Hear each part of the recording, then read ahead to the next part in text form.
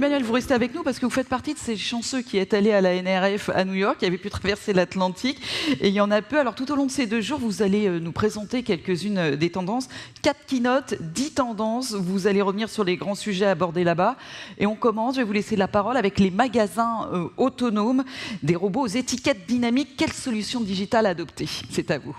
Merci, bonjour à toutes et à tous, bonjour ici dans la salle et pour toutes celles et ceux à distance, effectivement des magasins de plus en plus intelligents, de mieux en mieux équipés, on voit bien que la data, l'IA, tout ça va révolutionner un petit peu les choses. Je suis Emmanuel Olivier, cofondateur du Hub Institute et effectivement la NRF cette année c'était un peu atypique, l'an passé c'était uniquement en digital, il y a quelques années on était plutôt autour de 30-40 000 participants, cette année on estime à 10 000 personnes. On n'a pas eu les chiffres officiels de l'organisation, donc moins de monde, mais moins, c'est pas forcément moins bien, ça peut être des fois moins mais mieux. Effectivement, quelques gros acteurs qui n'étaient pas là, alors on n'avait pas Salesforce, pas SAP, pas Microsoft, pas Adobe, pas Facebook, pas Google et quelques grands autres, mais malgré tout, on avait énormément de startups. Les startups vont très bien. En tout cas, pour un certain nombre, elles ont profité de ce boom du e-commerce pour proposer de nouvelles solutions. On avait plusieurs centaines de startups présentes. Beaucoup ont fait des levées de fonds. D'ailleurs, on avait Exotech en logistique qui est devenu licorne pendant la NRF. Malgré tout, ça a été aussi une claque. C'était une claque d'aller sur place, de voir New York dans cet état-là. C'est la première fois qu'on s'est dit Paris est plus dynamique que New York. Aujourd'hui, c'est 25% des pas de porte, que ce soit à Soho ou la 5e avenue, qui sont libres. C'est un New-Yorkais sur 3 en avril 2021 qui n'avait pas d'emploi.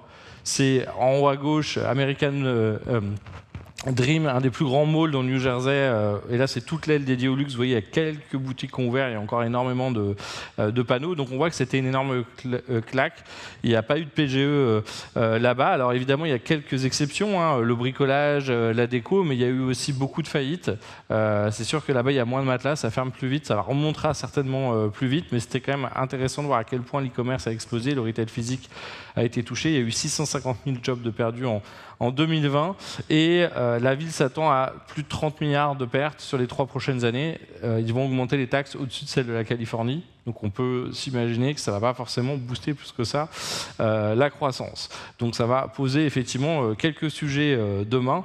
Et c'est vrai que c'était assez surprenant de voir les choses. SF subit un petit peu la même chose. Et donc il y aura certainement une redistribution des cartes avec cette grande resignation, donc cette grande démission, donc avec plus de 24 millions d'Américains qui ont démissionné de leur job entre avril et septembre dernier pour aller faire autre chose, soit parce qu'ils ne pouvaient plus se permettre de vivre à New York, il n'y a plus de tips puisque les gens sont en remote, et donc quand vous n'avez plus de tips, il n'y a pas de salaire minimum dans un certain nombre de secteurs, ça pique un tout petit peu. En tout cas, ce qui est sûr, c'est que dans les boutiques, on voit qu'il y a eu un petit peu moins d'innovation ces 2 dernières années. Pour beaucoup, ça a été déjà de survivre. Donc réinvestir, réinnover dans la technologie, beaucoup ont préféré mettre le poids du corps sur le e-commerce, sur le online, sur l'omnicanal. Mais malgré tout, on va voir qu'il y en a qui ont quand même réussi à tirer leur épingle du jeu. On voit aussi que sur le Digital In-Store, il y avait beaucoup d'attentes, beaucoup de promesses ces dernières années. Il y a aussi beaucoup de tentatives. On se rappelle du robot Chloé chez Best Buy. On se rappelle de l'hologramme chez CoverGirl. CoverGirl à Times Square qui a fermé. On se rappelle des robots d'accueil très sympathiques, très rigolos, mais finalement pas très utiles. Et je pense que là, comme au CES, on a vu une NRF de la maturité. On n'est plus dans des annonces ou des protos, on est plus dans la V1, V2, V3 de tout un tas de technologies. On a commencé à comprendre, après les idées, les envies, finalement, qu'est-ce qui fonctionne vraiment. C'est pas tout de vouloir aider le client. On s'aperçoit que des fois, on l'aide pour des problèmes qui n'existent pas. Et donc, effectivement, déjà, on va arrêter de demander aux gens de télécharger une app quand il n'y a pas de connexion Internet. Ça paraît bête, hein, mais on le voit encore trop souvent. La même chose avec les QR codes. On va aussi prendre en compte qu'il y aura forcément de la casse et des pannes. Donc, on doit l'anticiper, on doit pouvoir mettre un rideau, on doit pouvoir cacher un device, on doit pouvoir retirer un device facilement, parce que finalement, un client qui n'a pas toujours demandé de l'interactivité, s'il voit quelque chose qui ne fonctionne pas, tout de suite, ça va abîmer la confiance, ça va abîmer la réputation de l'enseigne. Donc ça, c'est important d'intégrer ça. En fait, l'idée, c'est pas de se faire plaisir, d'être les premiers à avoir telle ou telle techno, c'est de se demander quelles sont les frustrations, quels sont les irritants des clients et qu'est-ce que je peux proposer en face. Et ce n'est pas toujours d'avoir un hologramme ou un écran interactif. Et évidemment, on a vu aussi beaucoup moins d'écrans tactiles en ce moment, tout simplement du fait du Covid-19 et des mesures sanitaires. Ce qui est intéressant, c'est cette étude de McKinsey qui nous rappelle que la technologie peut doubler la rentabilité des magasins. Et vous le voyez, ce n'est pas 15% ou 15 points d'un coup, c'est on va gratter 2% sur la gestion des stocks, on va gratter 2% sur l'expérience client, on va gratter 4% sur l'automatisation du travail en magasin sur certaines tâches, et on va voir comment. Donc en fait, c'est plein de petites batailles, et c'est finalement être curieux, être vraiment en test, en expérimentation, pour au milieu de tout ce déluge de technologies, trouver celles qui font vraiment du sens, celles qui apportent vraiment de la valeur ajoutée. Là encore, ce n'est pas forcément de remplacer totalement l'humain, c'est plutôt d'amplifier, d'augmenter le staff sur site. Et en même temps, quand on voit aux États-Unis, il y a une vraie pénurie de main-d'œuvre, je l'ai dit, avec toutes les démissions qu'il y a eu dans certaines grandes villes. Donc à nous d'être un petit peu malins. La difficulté tout de même, c'est que passer à l'omnicanal ou online, c'est 5% de rentabilité en moins. Et ouais, tout le monde se disait le e-commerce ça explose, c'est super, oui, le e-commerce ça explose, mais c'est pas forcément ultra rentable. C'est hyper dur d'être bon et d'être rentable sur l'e-commerce. Quand on loue un pas de porte, alors il y a un loyer, on avait un trafic automatique. Sur Internet, il faut aller le chercher, ce trafic-là. Vous pouvez juste avoir un site web si personne ne le connaît, si vous n'achetez pas du média, si vous ne faites pas du contenu, c'est pas évident. On voit que sur Internet, il y a énormément de concurrence. Avant, j'étais en concurrence avec les magasins de ma rue, désormais, je suis en concurrence avec les magasins du monde entier.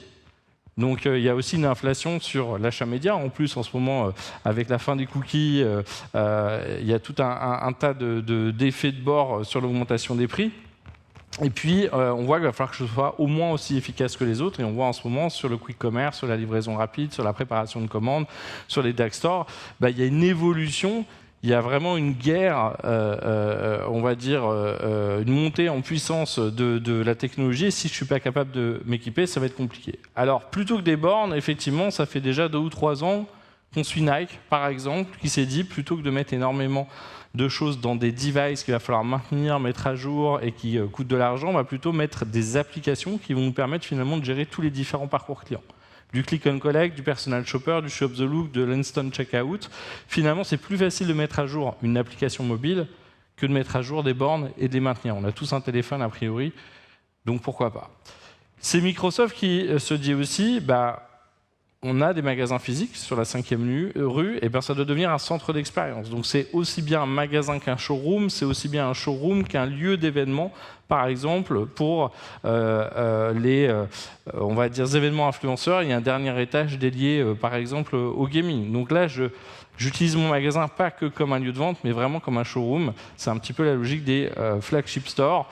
Bon, un petit peu d'inspiration quand même du Apple Store avec les tables en bois, etc. Moi, je trouve que la finition est pas aussi chouette. Beaucoup d'écrans, par contre, c'est très sympa. On peut vraiment tester tous les produits, se faire une vraie idée, et c'est un peu l'intérêt d'aller sur le point de vente. C'est Taco Bell, finalement, qui nous rappelle un petit peu ce que fait déjà McDonald's ici en France, sachant que c'est la France, chez McDo, qui a lancé les choses, et maintenant les États-Unis qui sont en train de suivre, vous savez, sur les écrans connectés de prise de commande. Et eux, ça va jusqu'au locker, qui permet en click and collect piéton de récupérer sa commande automatiquement, et donc de réduire l'attente, d'augmenter le flux, et de réduire tout simplement la mobilisation du staff, en tout cas de la rendre plus efficace. C'est la robotique. On se rappelle de ces robots gadgets. Pepper qui est en train de s'arrêter chez SoftBank, qu'il avait racheté à Aldebaran. Très sympa, mais c'est vrai que ça manquait encore un tout petit peu de spécialisation, d'utilité. Et on voit des robots de plus en plus sophistiqués. Ça, c'était au CES à Mecca. Et c'est vrai qu'on commence à passer la Uncanny Valley, la vallée de l'étrange, où au début, quand on a quelque chose qui est encore pas très humain, mais un peu, ça nous rend mal à l'aise. Là, on arrive quasiment à avoir un robot qui a, on va dire, des traits, qui a des réactions, qui est capable, avec lequel on peut discuter, on peut lui demander combien j'ai de doigts, elle va être capable de lire, de comprendre ma question, de répondre à ma question de manière précise. Donc on voit bien que demain, ces robots vont se sophistiquer, mais ils vont aussi se spécialiser. Plutôt que d'essayer de faire un robot comme un méca qui sait tout faire, c'est quand même très coûteux et très compliqué, eh bien on va plutôt faire des robots plus spécialisés qui vont être très bons à une tâche. Le robot majordome chez Labrador, le robot barman par exemple. En bas c'est une start-up israélienne, en haut c'est une start-up coréenne ou chinoise. Le robot compagnon, ça c'est Samsung qui est en train de se lancer là-dessus. Le robot pizzaiolo. Donc on voit bien que voilà, demain si j'ai des robots spécialisés sur une tâche, en général c'est un petit peu comme la découpe scientifique des tâches de travail dans le taylorisme. Vous pourrez aller voir Trax un peu plus haut, sur les stands là-haut. Bah, effectivement, face à Pal Robotics ou Badger, l'idée c'est de se dire, si je peux libérer mon staff, par exemple, de l'inventaire, pour aller scanner tous les produits ou identifier des ruptures de stock dans les rayons, bah, effectivement, je libère du temps aussi pour m'occuper de l'accueil, du service, du suivi des clients. Donc là aussi, on peut, on va dire, outsourcer certaines tâches à des machines pour gagner du temps et de la rentabilité. Avidbots, un robot voilà, à la NRF, lui qui s'occupe de nettoyer. Vous saviez, avant, au supermarché, on voyait quelqu'un comme ça. Demain, c'est aussi se dire cette tâche n'est pas à grande valeur ajoutée. Une fois que j'ai mappé, on a bien des robots aspirateurs à la maison. C'est la version un peu pro, un peu plus grande, pour une galerie commerciale ou pour un supermarché. C'est tous les robots qui vont nous aider en back-office pour aller récupérer les commandes, pour la préparation de commandes, en collaboration avec un être humain. C'est effectivement ce robot qui vous amène les plats au restaurant. Alors ça nous fait rigoler. Aux États-Unis, ils ont cette pénurie de main-d'œuvre, et donc là, carrément, le pricing du robot, c'est $4,50 $. Donc il le compare directement en termes de pricing au salaire humain, au lieu de dire c'est X euros par an ou par mois. Donc un peu surprenant, mais effectivement, on y arrive tout doucement. C'est la version un peu low-tech de la Romanian Tech. Donc là, vous voyez, c'est le robot en linéaire qui va détecter le mouvement quand on s'approche et qui va secouer le produit. Bon, on sent qu'il n'y a pas le même niveau de développement en termes d'intelligence artificielle dans tous les pays, mais bon, c'est intéressant. Des fois, le merchandising, c'est aussi des solutions quick and dirty. C'est des rayons connectés. Alors d'abord, avant d'aller faire des bornes, finalement, un des meilleurs moyens, et ça on le voit qu'il subsiste, voire il se multiplie, voire il augmente en taille, c'est les écrans. Les écrans, bah, finalement, voilà, ça permet d'attirer l'attention, ça permet d'informer, ça permet de divertir, ça permet d'inspirer. Et donc tout, on va dire, le challenge, c'est de pouvoir piloter cette flotte d'écrans. Et on avait Crown TV, par exemple, qui travaille avec Bouygues Télécom et leur boutique, qui travaille avec des opticiens chez Chris. Et donc, l'idée, c'est de pouvoir piloter ça comme un site internet. Finalement, je vais pouvoir définir qu'est-ce que je veux mettre comme contenu, quel book, quelle promotion, quel visuel, à quel moment, dans quel point de vente. Et donc, on va dire d'industrialiser un petit peu ce pilotage plutôt que d'avoir sa clé USB ou d'avoir un ordinateur qui tourne à côté de l'écran. C'est Perch, qui est un des leaders américains de toute l'interactivité dans le point de vente, avec de la projection, avec des présentoirs interactifs. Et donc là, on voit que c'est vraiment finalement un sujet de spécialiste, faire quelque chose qui fonctionne, mais qui est solide, qui est robuste, qui ne tombe pas en panne, qui ajoute vraiment de la valeur ajoutée, qui est presque invisible, plutôt que de dire cliquez ici ou cliquez là, ça doit marcher tout seul sans qu'on s'en rende compte. Je prends un produit, ça détecte que j'ai pris le produit, la boucle vidéo change, j'ai pas dû aller dans un écran, j'ai pas dû aller toucher un écran, et donc beaucoup de choses. Et d'ailleurs, on voit que c'est plutôt les acteurs du mobilier qui reviennent sur la tech. Avant, on avait des startups qui apprenaient le retail. Aujourd'hui, on a plutôt des gens du retail qui savent faire la maintenance au niveau d'un pays et qui disent moi, j'ajoute dans mon mobilier un écran, un présentoir, et j'ai une connaissance du retail qui est très importante. C'est Solume, une spin-off de Samsung qui nous fait des étiquettes intelligentes. On en a vu de plus en plus ces dernières années. Et effectivement, demain, qui est capable, par exemple, de clignoter pour la préparation de commandes. La même chose avec Hangsho. Donc là, demain, ça peut être aussi, si vous avez du pick-up in-store pour la préparation de commandes, des commandes online, ça va vous aider à préparer la commande en faisant clignoter les étiquettes pour que le préparateur sache exactement les récupérer le plus vite possible, les produits. Ça, c'est un coup de cœur qu'on avait vu un tout petit peu avant la NRF, et c'est Monoprix qui a annoncé un partenariat avec SOS Imagotag. Et donc là, c'est carrément de placer, vous voyez, ces petites caméras tous les 5 mètres dans les rayons. Ces caméras, toutes les 30 minutes, prennent une photo en face, vérifient le planogramme, vérifient les ruptures de stock, sont capables de remonter l'information en temps réel au responsable de magasin, au staff sur son terminal, au central, et donc là, c'est 1h30 d'économiser par point de vente et par jour.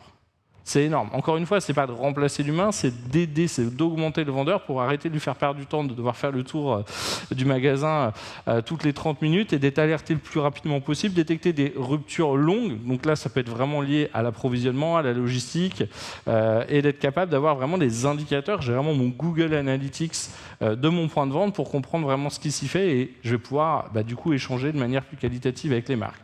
C'est la RFID qui permet Alors moins sur l'alimentaire, parce qu'il faut une puce RFID, c'est un peu plus coûteux. Sur le textile, d'aller scanner tout simplement les produits, d'avoir un inventaire en temps réel. C'est effectivement de plus en plus d'algo et d'IA. Une fois que j'ai des capteurs, une fois que je suis capable de remonter de l'information en temps réel et vérifier et comparer ça à mon planogramme, je vais pouvoir commencer à prévoir mes ventes, modéliser les choses. Et là, on a tout un tas d'acteurs dessus, Shape Engine en étant un autre. Donc si vous voulez creuser un petit peu le sujet aussi de la connectivité en point de vente, je vous invite à suivre cette masterclass qu'on aura en ligne avec GBH, groupe Bernard Ayot, qui est très très présent dans les dom-tom, qui est assez incroyable. Ils sont 13 000 ou 14 000 salariés. Le commerce autonome, on en avait beaucoup parlé. On sait qu'Amazon a explosé. Amazon, cette année, ils sont à 1 600 000 employés dans le monde, mais ils sont aussi de plus en plus dans le retail physique, 591 magasins. Ils viennent d'ouvrir Amazon Style, donc, qui est un magasin de vêtements. Ils avaient ouvert un salon de coiffure à Londres. Ils vendent des livres, ils vendent des sélections de produits. Ils ont ouvert maintenant une sélection de pop-up, entre autres à Meatpacking District. Ils sont évidemment dans le food avec Wool Food.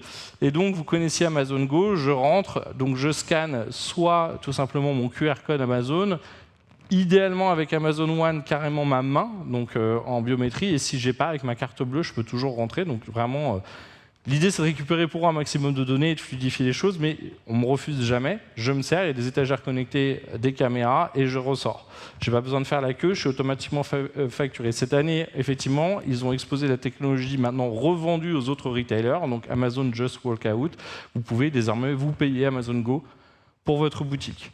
Et effectivement, c'est le cas de Starbucks Pick and Go à côté de Central Park qui nous a présenté le concept où, vous voyez, c'est très simple. Je peux enregistrer ma main sur Amazon One, ça prend à peu près 1 minute et demie, c'est très rapide. Il faut une carte bleue, un numéro de téléphone américain.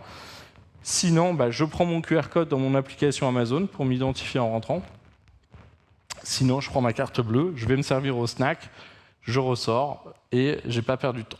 Alors évidemment, Amazon est là, mais les autres acteurs, Aldi, Carrefour, Auchan, réagissent. On avait Shinsegae, qui veut dire le monde de demain, qui est un peu les galeries Lafayette coréennes, qui avait aussi cette technologie. Certains bossent avec d'autres startups, comme Aifi, par exemple Carrefour et Aldi. Carrefour, vous pouvez aller voir le Carrefour Flash à Parmentier, dans le 10e arrondissement, et eux, c'est intéressant.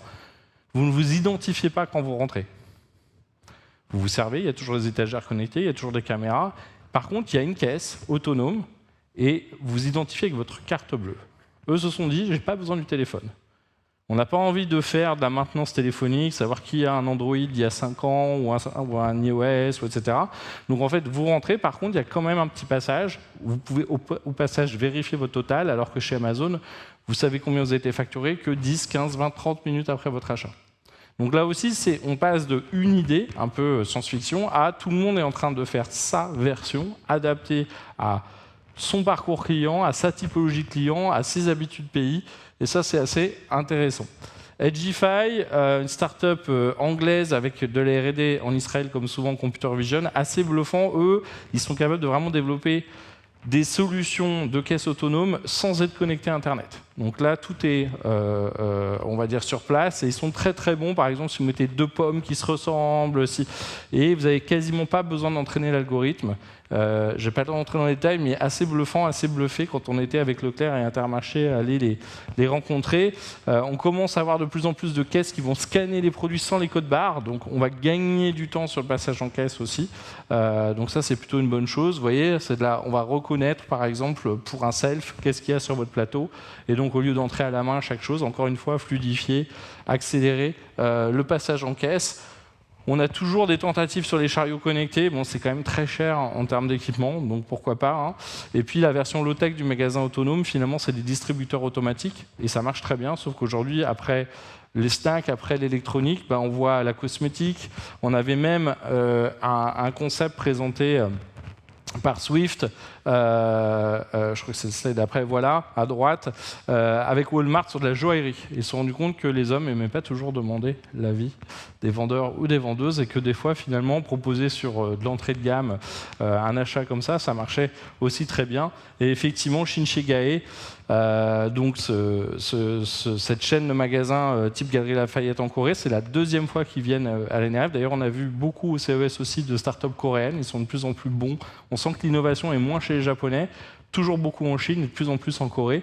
Là, on a du distributeur automatique où quand vous scannez, vous servez, il est capable de comprendre combien de canettes vous prenez. Donc, ça n'a plus besoin de l'envoyer une par une, plus du magasin autonome. Donc, ça avance plutôt bien. Si vous avez envie d'aller plus loin, je vous invite aussi à scanner ce QR code et à retrouver l'interview de Maud Funaro sur la place du magasin physique dans la relation client au printemps. On scanne beaucoup de choses le reste de l'année. Et effectivement, c'est toujours intéressant de voir ces entreprises avancer. Évidemment, on aura un report plus complet qui ne prendra pas juste la NRF, mais vraiment toutes les tendances retail et e-commerce, entre autres celles qu'on aura vues pendant ces 2 jours au Hub Day. Voilà, je vous remercie et je vous souhaite une bonne journée, plein d'inspiration, plein d'insights et plein de tendances. Merci à vous. Merci beaucoup, Emmanuel.